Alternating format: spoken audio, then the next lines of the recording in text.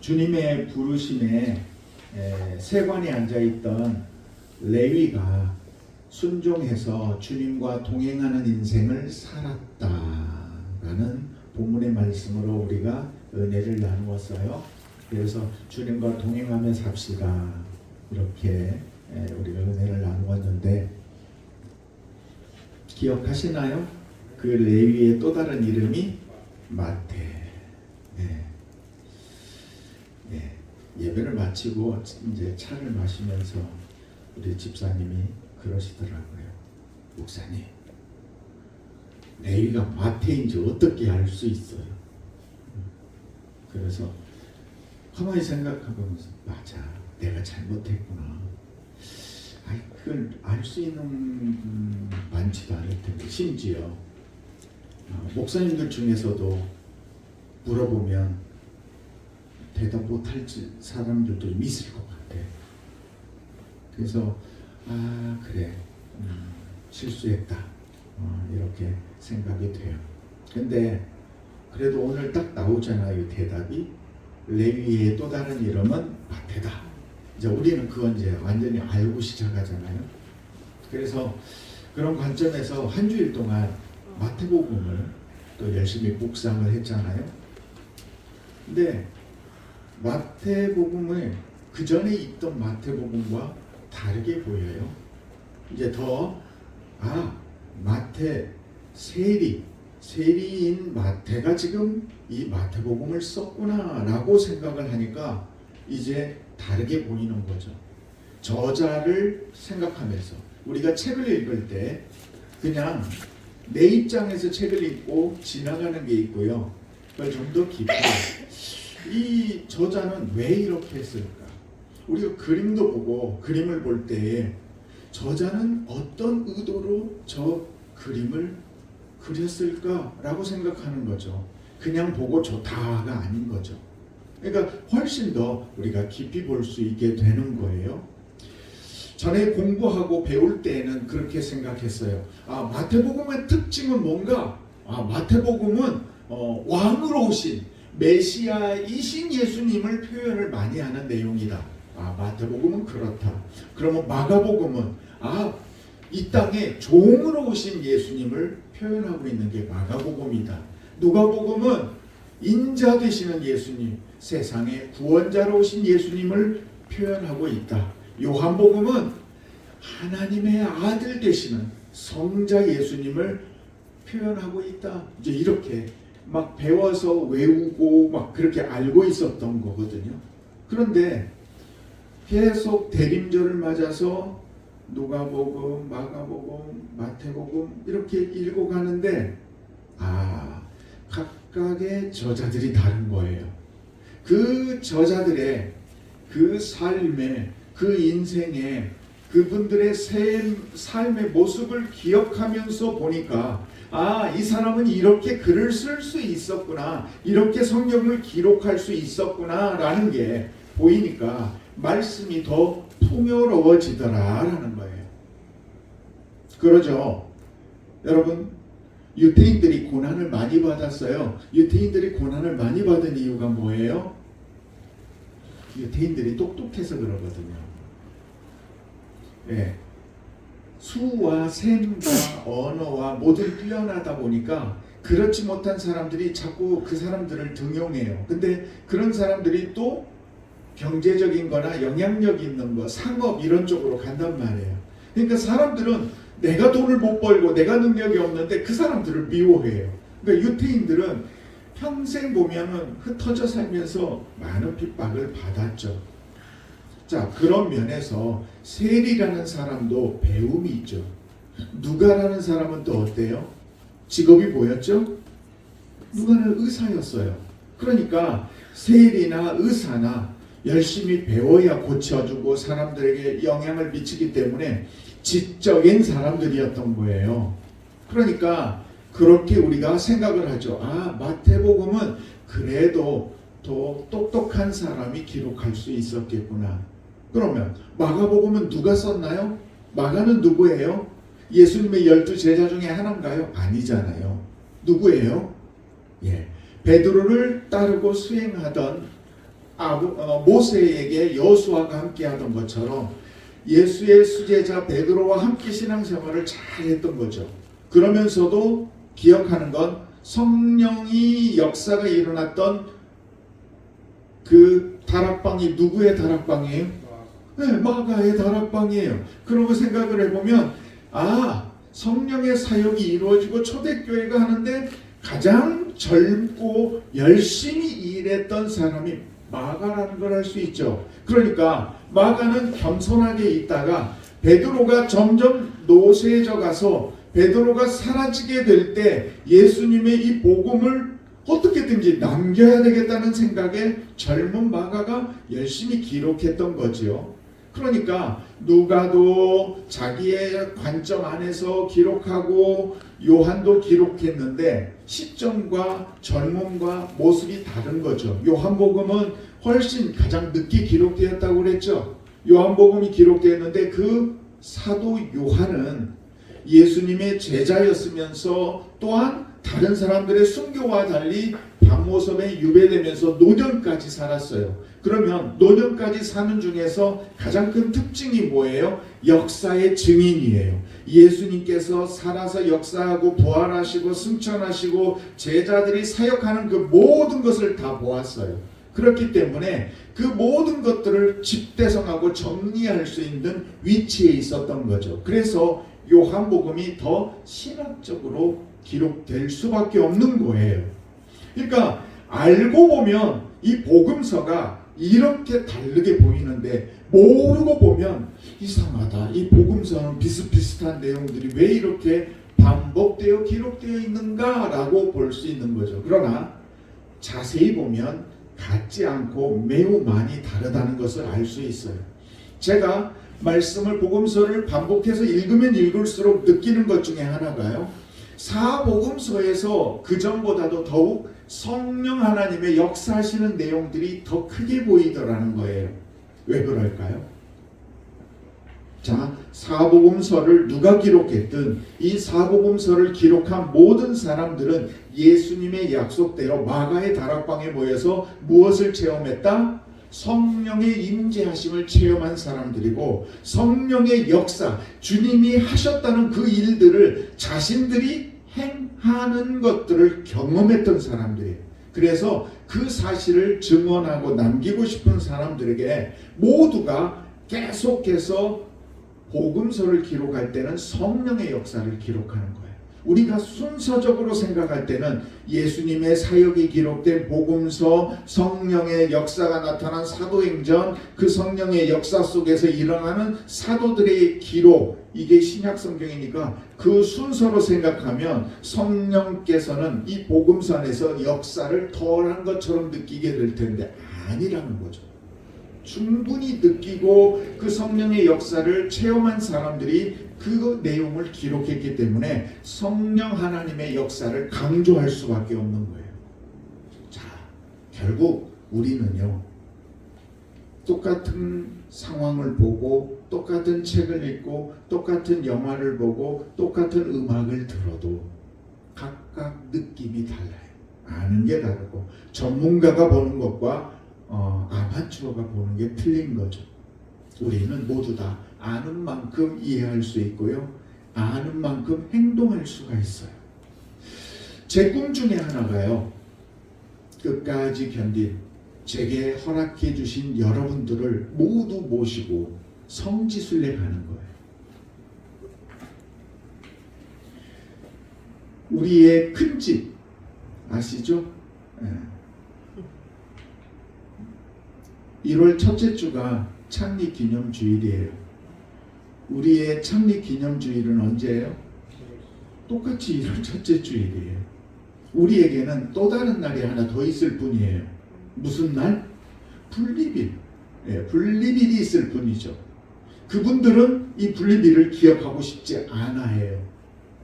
그러나 우리는요, 분명히 76년 1월 4일 창립한 그 교회의 뿌리를 가지고 있고요, 그 가운데서 우리가 분립되어 있는 거예요.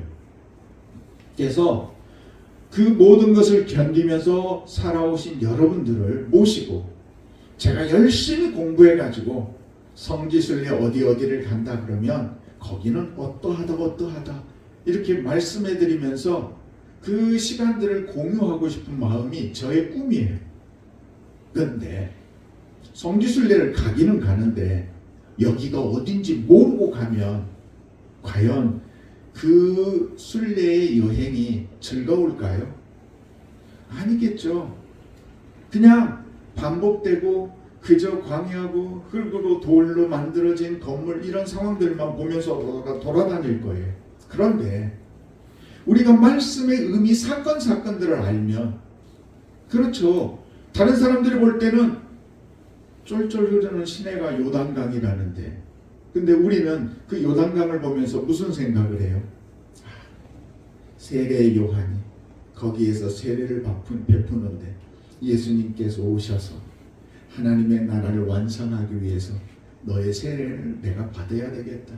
그래서 예수님이 세례를 받고 그곳에서 하늘이 열리고 성령이 비둘기같이 임하면서 이는 내 사랑하는 아들이라 하신 그 놀라운 역사가 일어났던 그 요단강이라는 생각이 드는 거죠. 알고 보는 것과 모르고 가는 것, 보는 것은 틀린 거죠. 지금도 우리 어머님에 대하여 기억해요. 저희 어머님이 성지순례를 가면서 정말 좋아하셨거든요. 근데 다녀와셔서 그런 말씀을 하셨어요. 내가 시내산 앞에 섰는데 야, 내가 이 산을 죽으면 죽으리다 하고 올라갔다. 험악한 산인데 어떻게든지. 왜 그랬을 것 같아요? 모세가 80세에 광야에서 다 포기하고 있는데 하나님께서 부르셔서 이스라엘을 출애굽까지 이끄는 그 큰 역사의 장소잖아요. 하나님의 임재의 장소잖아요. 내가 그 자리에 서면 나를 부르신 하나님이 내가 자신이 모세처럼 느껴지고 그 자리가 가장 은혜의 자리인가. 나는 죽어도 저기는 올라가 봐야 되겠다고 생각을 하는 거죠. 장소는요, 아는 사람만이 그 의미를 알게 되는 거예요. 똑같아요. 우리의 인생에 대해서 우리가 아는 만큼 내 삶이 귀하고 가치 있는 걸 알게 되는 거예요. 여러분, 알고 여행하면 여행의 재미는 2배지만 모르고 여행하면 아닌 것처럼 우리가 신앙생활도 어떻게 해야 되는지를 알고 살면 오늘 이랬네? 저 사람이 저렇게 행동했네? 예수님의 말씀대로라면 내가 이렇게 행동하는 게 맞았네? 그러면서 내가 오늘도 지지 않았어. 사단에게 지지 않았어. 난 승리했어. 이렇게 생각하면서 살 수 있게 되는 거죠. 그래서 우리는 매일매일 이겨내는 모습을 보고 보람을 느끼고 감사하면서 그렇게 살 수 있어야 돼요. 그러니까 여러분이 더 열심히 말씀을 사모해야 되고 말씀을 읽어야 되고 매일 보내는 큐티를 묵상해야 되고 전에도 말씀드렸죠. 큐티 보내드리면 1초 만에 10초 만에 아멘 하시는 분들은 묵상하지 않은 거예요. 적어도 읽어보고 그래? 이런 본문이었는데 이런 예화와 이런 상황으로 가는구나. 그렇게 해서 우리가 알아가야 되는 거죠. 세상에 저는 가치주의로 사는 사람이에요. 의미, 가치가 있다. 인생에 무의미한 존재는 없다. 나도 가치가 있다. 그래서 이 가치가 있는데요. 가치는 2가지가 있어요. 절대적 가치와 상대적 가치가 있어요. 상대적 가치는요, 비교해서 가치가 있는 거예요. 너보다 내가 낫다. 이것보다 저것이 낫다. 근데 비교의 대상이 없어지는 순간 그 가치는 사라져요. 상대적 가치가 중요한 게 아니에요. 여러분이 살면서 자꾸 상대적 가치로 인생을 살려고 하는데요. 그렇게 하지 마세요. 그래야 여러분이 흔들리지 않고 올곧은 삶을 살 수 있어요. 그러나 절대적 가치는 있어요. 하나님이 나를 세상에 보내셨고 세상에서 행복하기를 원하며 하나님의 뜻을 알고 그 뜻을 찾아 사는 삶이 가장 행복한 삶이고 하나님의 일반 은총만이 아니라 특별 은총도 함께하는 걸 네가 체험하게 될 것이다. 성경이 우리에게 가르쳐주는 진리예요. 오늘 본문에서도 말씀하셔요. 율법 이거 폐하러 온 거 아니야. 완성하러 왔어. 1.1획도 사라지지 않는다고 주님은 말씀하셔요. 자, 안타깝게도 지금도 성경을 잘못 해석하고 이상하게 신앙생활하는 분들이 있어요. 예수님 전에도 그런 사람들이 있었고요. 예수님 후에도 있었고요. 오늘까지도 있어요. 예수님 이후에 육체는 뭐하고 정신은 어떻고 이신론적인 막 해가지고 영지주의 막 각종 이단이 있었고 지금까지도 있죠. 그러니까 우리 주님 오실 때까지 계속될 거예요. 그 안에서 여러분에게 주어진 허락된 삶 속에서 여러분은 바른 길을 잘 가시면 돼요. 그런데 그 바른 길을 잘 가도록 하나님께서 분별력을 주셨어요. 여러분들이 모든 것을 알죠. 저는 좀 옷을 볼 줄 몰라요. 그래서 무슨 옷을 어떻게 입어야 되는지 코디도 잘 못하는데요. 안목 있는 분들은요 다르더라고요. 마찬가지로요. 저와 여러분은 영적인 부분에 민감한 사람들이에요. 자, 우리가 쉽게 생각합시다. 여러분 돼지고기 맛있어요? 맛없어요? 예, 요즘 삼겹살 값이 계속 오른대요. 칠레에서 수출을 안 한대요. 자꾸 자기네도 먹느라고 바쁘고요. 딴 나라에서 맛을 봐서 바쁘대요. 그런데 자, 율법을 우리가 알죠. 율법대로 하면 돼지고기는 먹어야 돼요? 말아야 돼요? 몰라요? 되새김질 해야 되죠. 쪽발을 가져야 되죠. 쪽발은 가졌는데 돼지는 되새김질을 안 하네요. 그러니까 먹으면 안 되는 걸로 돼 있죠. 그런데 우리는 먹어요. 신앙의 양심에 막 꺼리세요? 아니잖아요. 왜 그럴까요? 우리는요 영적으로 이것을 이해하고 알거든요. 율법은 문자적인 게 아니다. 예수님께서 말씀하셨고 이 모든 것들은 그것을 뛰어넘고 우리가 하나님이 주신 것으로 먹고 받으면 된다라는 거죠. 안식일에 주님이 병자를 고쳤어요. 바리새인들은 예수님이 죄를 지었대요. 근데 예수님은 뭐라고 얘기하셨어요? 안식일이 사람을 위하여 있는 것이지 사람이 안식일을 위하여 있는 게 아니다. 하나님이 일곱째 날을 구별하신 것은 우리를 위하여 일곱째 날을 구별했지 일곱째 날 자체를 거룩하게 하기 위하여 우리를 지은 게 아니라는 거죠. 본질을 알아야 된다는 거예요. 그러니까 우리가 이렇게 깨뜨리고 또 깨뜨리고 그러면서 커져야 돼요. 우리 기도원 교우들의 신앙적 사고의 틀이 날마다 깨지기를 저는 원해요. 저도 제가 깨지고 있고 또 깨뜨리고 있어요. 여러분 갑각류 알잖아요. 가재나 개들. 걔네들 껍질이 딱딱해요. 그런데 자라요 안 자라요?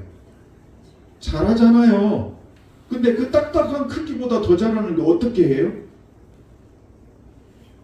어떻게 자라는 거예요? 예, 허물 벗고 탈피한다고 하잖아요.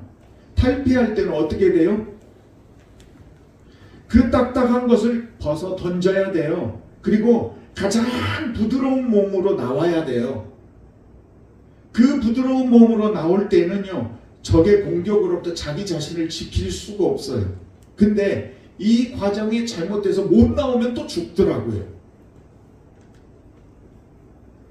갑각류가 탈피를 하듯이요, 우리가 가지고 있는 이 신앙도요, 계속 또 벗어야 돼요. 벗고 또 입고 벗고 또 입고. 그렇게 점점 온전해지는 거예요. 그래서 갱그레아 교인들이 무엇이 좋았다고요? 말씀을 들으면 그 말씀이 그러한가 그렇지 아니한가를 살펴보았다라고 말하는 거예요. 저와 여러분의 신앙의 레벨이 올라가야 돼요. 이렇게 흔들흔들 저렇게 흔들흔들 안 하는 모습을 저는 보고 싶어요.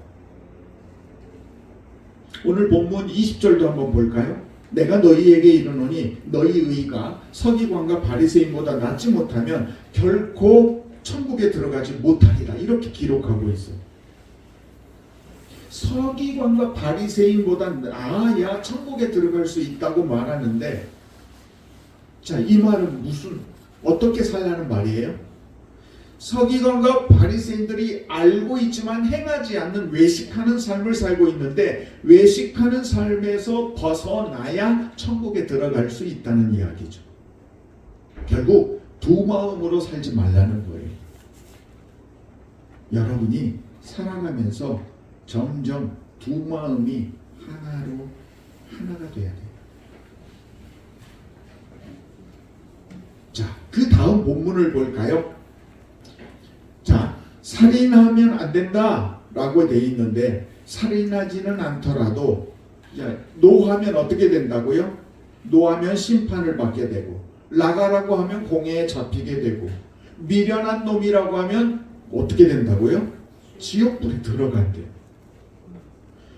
여러분, 욕 한 번도 안 하신 분 계시나요? 저도 욕했거든요. 나쁜 놈이라고 막. 그러면 이 말씀대로라면 우리는 지옥에 가야 되잖아요. 근데 저는 지옥에 갈 걱정을 하지 않아요. 그렇다고 제가 앞으로도 한 번도 욕하지 않는다고 여러분 앞에서 장담 못해요. 정말 저도 화가 나면 또 이야기하겠죠. 근데요, 최소한 저는 그전에는 그랬을지라도 이제는 욕 안 하면서 살려는 강한 의지를 갖고 살고 있어요. 예배드리러 왔어요. 근데 다툰 것이 기억나면 어떻게 하라고요? 예배를 멈추고 지금 나가래요. 그리고 그 사람과 화해하고 오래요. 그리고 나서 오는 예배를 내가 기쁘게 받겠대요. 그럼 무슨 얘기예요? 하나님을 사랑하는 것과 이웃을 사랑하는 것을 떼어서 생각하지 말래요.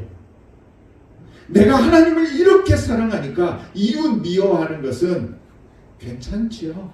난 쟤 진짜 미워요. 쟤 나오는 교회 안 나갈래요. 라고 하면서 나는 하나님을 사랑하니까 됐잖아요. 라고 하는 믿음은 그건 하나님이 인정해 줄 수 없다는 거예요. 하나님을 사랑하면 또 이웃도 사랑해야 되는 거죠. 하나님 사랑, 이웃 사랑이 떨어질 수 없다는 거예요. 베드로가 다 부인할지라도 나는 그렇게 하지 않을 거라고 했는데 그는 또 주님을 저주하면서 부인했었죠. 결국 우리는요, 각오를 다져도 넘어져요.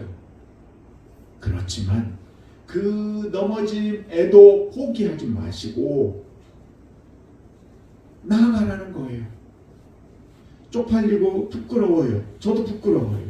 그렇지만 그것이 우리가 성공을 위한 또 하나의 과정이라는 거죠. 여러분, 실패를 또 견디세요. 이겨내세요. 저는요, 베드로가 부인했다는 그 글자보다도요, 베드로가 나가서 심히 통곡했노라라는 그 통곡이라는 단어가 더 크게 봐요. 아, 그래. 가슴을 치며 통곡했구나. 나도 가슴을 치며 통곡하며 살아야겠구나. 여러분이 하나님 또 가슴을 치고, 우리 권사님 기도하셨는데 오늘 또 하나님 앞에서 자신을 치면서 기도하고, 바로 이 믿음이 우리에게 있어야 한다는 거죠.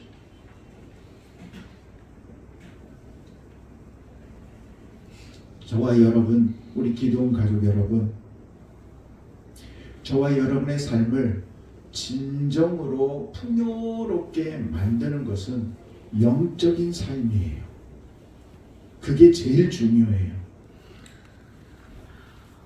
육적인 삶에 대하여 힘들어서 다 포기하니까요. 나중에는 제 생명까지 포기해보고 그 상황까지 가보니까 힘들더라고요. 근데 사단은 그렇게 밀어붙여요. 심지어 이제 반대로 욕심을 가지고 있는 사람한테는 욕심을 극한으로 밀어붙여요. 그래서 저 사람이 죽거나 말거나 저 사람이 어떻게 되거나 그 사람의 상처가 어떻게 되거나 나는 내 유익만 구하면 된다, 내 배만 채우면 된다, 욕심의 끝으로 가요. 사단은 계속해서 우리를 그렇게 조종하려고 합니다. 매일매일의 그 영적 전쟁을 치르고 사는 거예요. 거기에서 우리는 분별하고 아는 만큼 행동할 수 있는 거예요. 삼위일체 하나님을 진심으로 사랑하세요.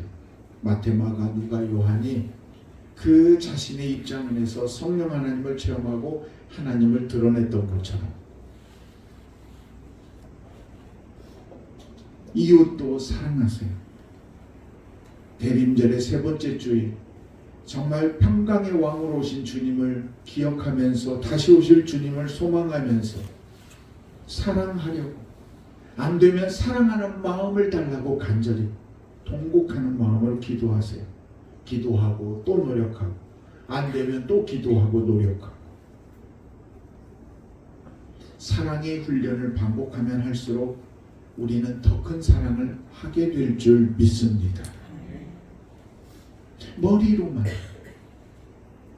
그렇죠. 주님이 그랬죠. 더욱게 하라, 따뜻하게 하라, 배부르게 하라. 말로만 하면 무슨 소용이 있겠느냐.